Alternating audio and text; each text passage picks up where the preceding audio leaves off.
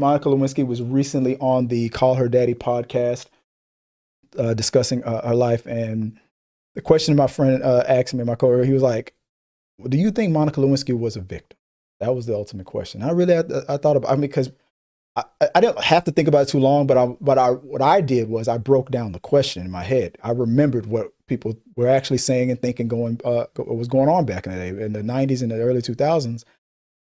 No, people didn't think she was a victim. They thought that, and then a lot of people, especially the people who supported Bill Clinton at the time, was like, this is just a situation about a guy lying about his wife because he was just trying not to get caught, cheating and whatnot. Not a big deal, not a big deal.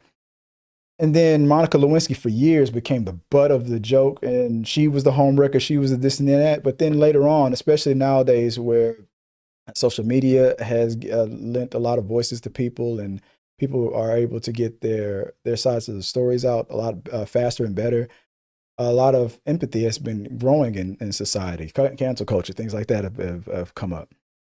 If social media would have existed the way it existed back then, Bill Clinton probably would have successfully gotten impeached. And then I thought about, so I ultimately answered the question. I'll let you guys answer however you feel about it, whether you're still thinking the way we thought back then, if you were around at that time, or whether you see it through today's lens. I would agree. Yeah, she was. Did I think she was a victim then? No, because I was a part of that. That was the way of most of the way of thinking. This is not a big deal situation. But then you find out, dude, she was a 22-year-old young lady. Her brain wasn't fully really developed yet. And that's the most, like, we always understand what's going on with bosses and they take advantage of their employees. Hell, and what was it? What's it called? That Demi Moore movie with Michael Keaton, that Indecent Proposal, something like that. She was the one with the power and he was the employee and stuff like that. So just take the whole man-woman thing out of it and think about it in a sense of power.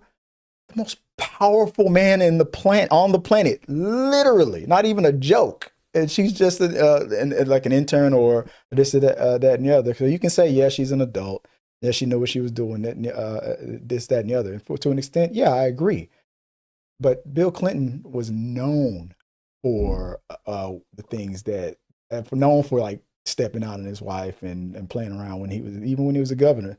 And being the president of the United States, he knew more than she knew that he could, if the really hit the fan, he knew that he would be okay more than her. And then obviously this TV show came out way after all this happened, but like things like TV show like Scandal, we make it sound like a rainbow and roses, sexy, good, fun time type.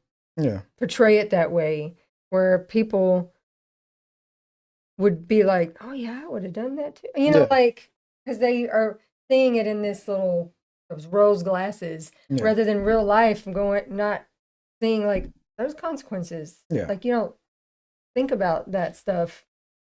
Because I don't think her life should have been ruined for something.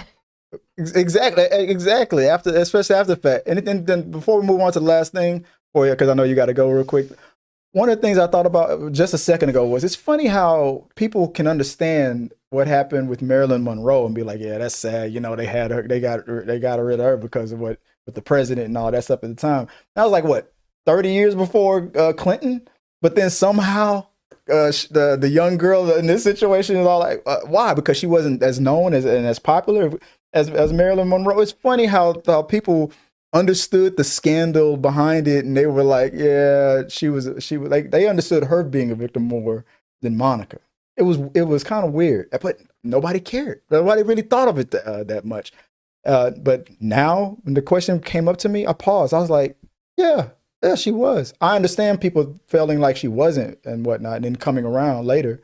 But 100%, if you only break it down to would I want any of our daughters being in that situation with that man like that? That dude was like 50-something years old and all that, and that much power? Heck no. You have to. So yeah, she was a victim. Again, technically. Our Scandal show, she was a fixer. Yeah.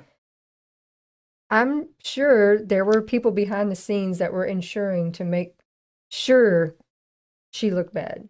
That's 100%. That's how. It's called Hillary Clinton. She was one of the biggest voices against her. Just anything, articles coming out show everything was made to Yeah, they call the presidency the bully pulpit or something. Versus if she had people on the opposite side going, no, let's paint that other picture. And it's funny. It's funny how after social media came up is when that let's paint the other picture thing came. I'm saying if social media existed the way it exists today back then, he probably would have been in way more trouble.